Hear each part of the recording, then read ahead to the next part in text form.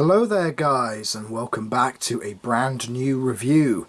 And today I will be taking a look at the Safari Limited Patagotitan. Now Patagotitan, which of course obviously means Patagonian Titan, is a genus of titanosaur sauropod that lived in the early Cretaceous period around 101 million years ago in what is now, as the name suggests, Patagonia. Patagotitan is known from at least 6 individuals of various sizes, and is actually the most completely known titanosaur from South America. Now, an animal of this size very rarely has all the bones fossilized together, so it's quite lucky actually that all of these 6 individuals were buried when they were. Of course, no skull is known of Patagotitan, but skulls of related titanosaurs have been used as sort of a reference to what the actual skull of Patagotitan would have looked like. Patagotitan itself is estimated to be one of, if not the largest dinosaur that has ever walked the earth. Initial estimates put the animal, when using all 6 specimens, to suggest a length of around 37 meters long and a weight of around 70 tons. That is extraordinary, if proven true, of course. So some newer estimates seem to suggest a length of around 32 meters and possibly around 50 to 55 tons. Again, we're still uncertain about that, but Patagotitan is definitely one of the biggest of the titanosaurs known. And in fact, this review is a little bit special because Sunday just gone, I actually visited the Natural History Museum where you can see the Patagotitan on display, and let me just tell you, it was extraordinary to be in the presence of something so big that once roamed our planet. It really does take your breath away. Even standing next to a thigh bone, I felt tiny. So if any of you are actually planning to visit the Natural History Museum very soon, I highly recommend you book tickets for the Titanosaur exhibit. It is brilliant. So now that I've rambled on long enough, let's take a proper look at the figure. So, as always, we start off with the head sculpt. The head sculpt has been very nicely done here. So we've got the nostrils here on the snout, the black pupils, we've got the ear hole just here. There's some nice scale work done. It's actually got quite a nicely detailed face as well. Very quite benevolent-like. Though of course, as we see from Prehistoric Planet, they weren't always like that. Going down the neck, we've got some nice skin and scale detail. Really, really nice. Sort of larger detail in here around as well, like these more pronounced skin folds around the neck and everything, just going down here. We've got the forelimbs here with these very column-like legs. See all the musculature. Scale work around here, and you can see the scapula just showing through there on the top. Very large, rotund belly. Got the hind limbs as well, the claws, the back of the foot. Of course, we've got the base of the tail. This long tail going down with a slight curve to it.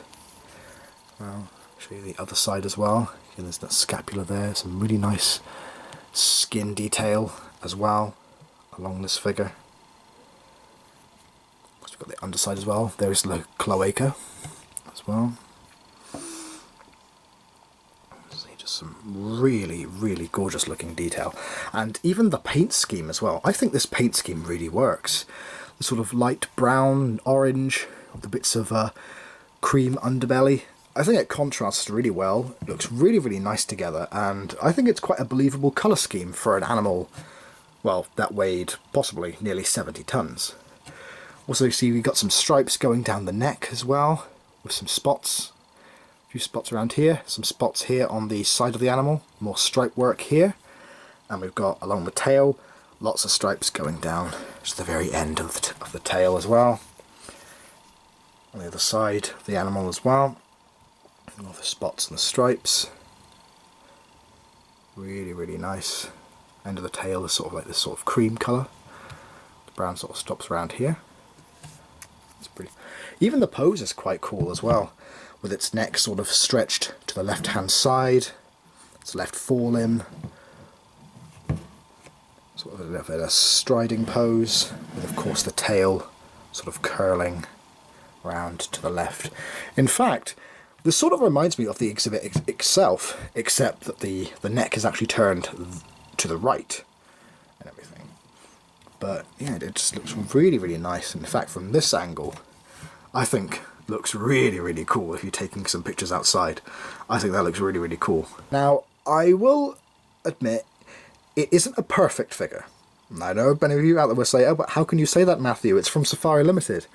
True, it is a Safari Limited product. It is a Doug Watson sculpt, which are fantastic. But there are a couple of things I think that do need to be pointed out. For example, the back feet here. Now, many sauropods, or in fact, nearly all sauropods, especially the later ones, had actually 3 clawed toes, with the other 2 being covered by this fleshy pad. Seems here they've sculpted 4 clawed toes instead. Now, I know some earlier titanosaurs actually had 4 clawed toes, like I believe it's Diamantinosaurus from Queensland, Australia, but I'm not sure if Patagotitan would have actually have had this. That was probably a bit of a design choice, but you know, again, we're not really sure. I don't believe any of the the toes or the feet were actually preserved with the specimens. So again, we're uncertain, but just thought I would just point that out just in case any of you were interested in that. But yeah, so 4th claw having that, maybe it would have helped with stability. Perhaps that's why they sculpted it on there. Or as it is an earlier member of the Titanosaur group, perhaps they still had 4 clawed toes at the back. We're not sure. One other thing is, of course, the pose. Now, as you can see here, the Patagotitan has its neck stretched outward. And, of course, more sort of sloping down body, sort of like a diplodocid. But recent studies on Titanosaurs suggest that the neck would have been actually a bit more vertical. Sort of looking a bit like a brachiosaurid, with sort of the neck held a bit of a 45 or 90 degree angle. This figure has not been sculpted like that. Again, this is probably a design choice to sort of match with the Patagotitan mount that we see at the Field Museum of Chicago, as well as at the Natural History Museum.